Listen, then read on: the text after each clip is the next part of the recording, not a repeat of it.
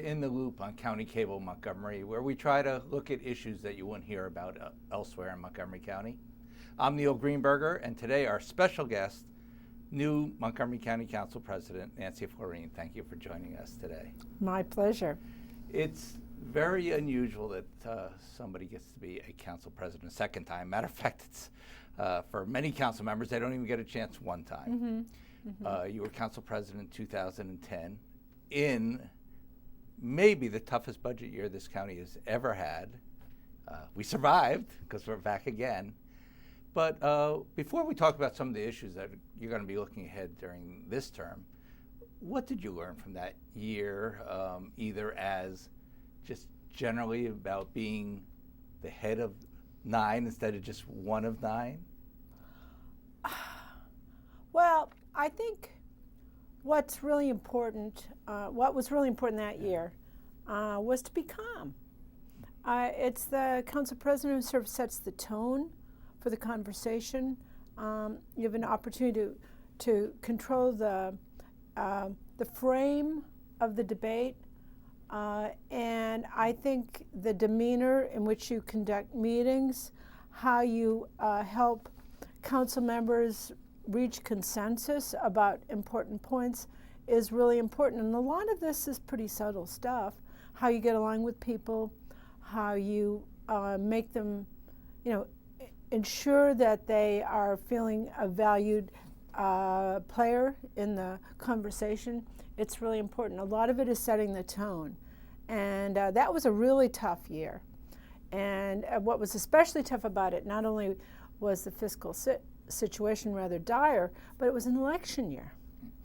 And we were all running for a re-election pretty much. So it required us to come together on some fundamental points so that we could, really jump off the cliff together, because we had to make some tough decisions that were difficult.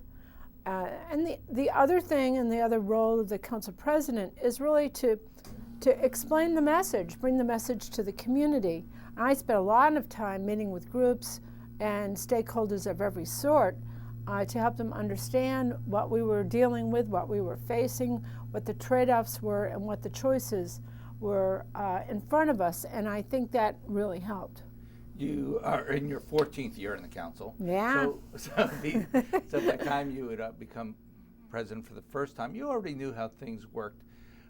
But was it difficult trying to keep the body of the council in line and on a steady track, while also allowing your other 8 council members to succeed at their individual needs?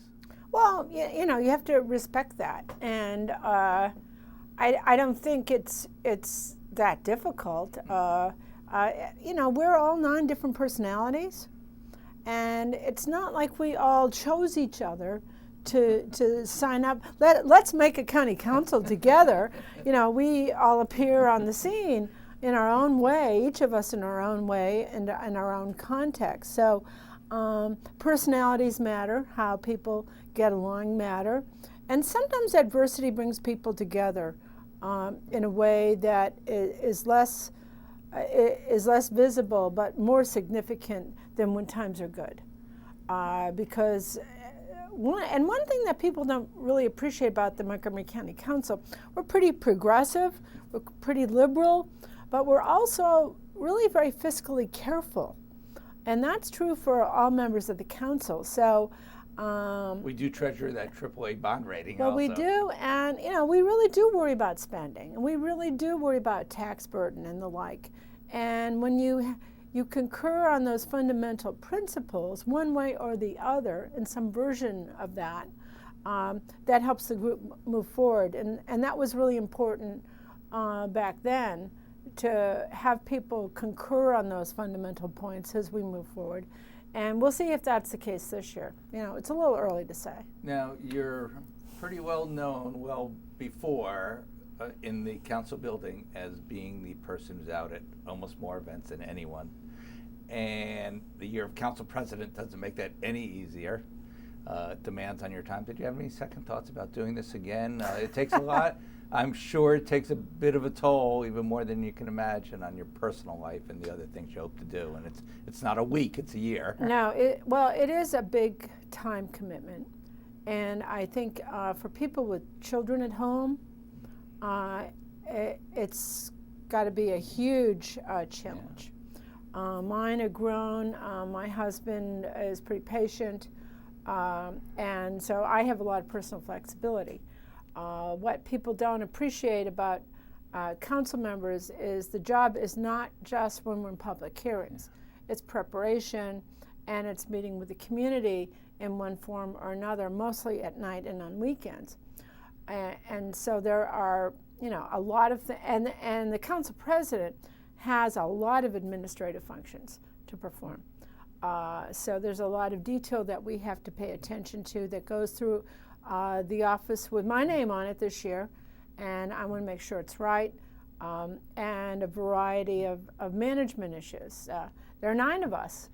We all have our needs, and we all have to have them addressed one way or the other. Well, one of the needs of this county is economic development. I think you've always been the leader on this ever since you've been on the council. Mm-hmm. And this is going to be a big year for economic development in this county, and it's something you started a few years ago by realizing that we needed to get the private sector involved in our public economic development. This year, there's going to be a new trend. I think they've taken your lead. The county executive has reorganized. How do you see what they're going to be establishing as far as economic development, and what's going to do for this county? Well, this is a really exciting time.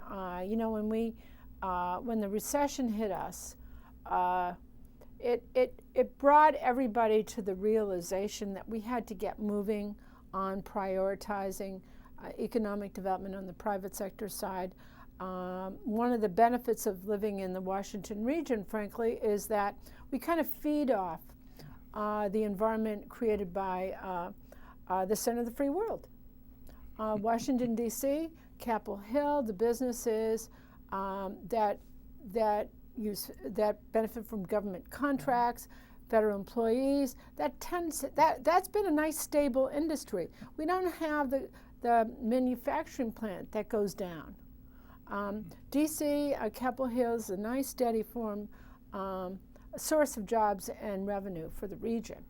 But between the recession and sequestration, the Washington region has been hit pretty significantly in terms of reduced revenues from businesses related to the federal government. So we've all been focusing on the private sector side of things.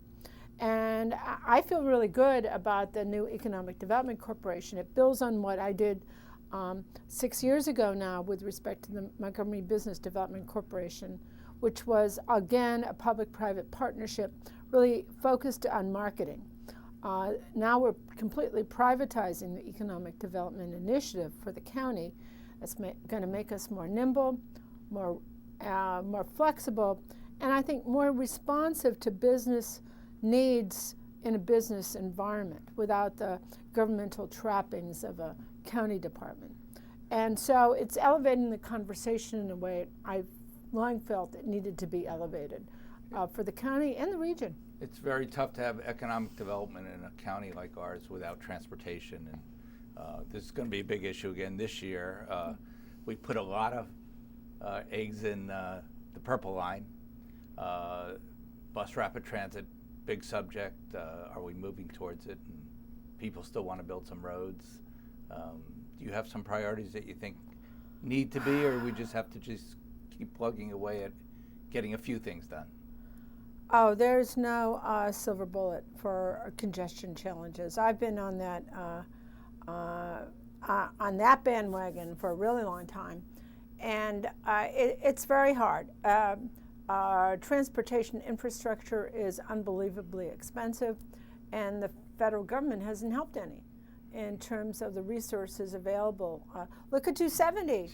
Look at the Beltway. Look at the American Legion Bridge. Those are should be national priorities, and they haven't been.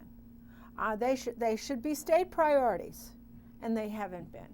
And those are the biggest chokeholds on development and movement within Montgomery County. We have, there's been a lot of talk about bus rapid transit.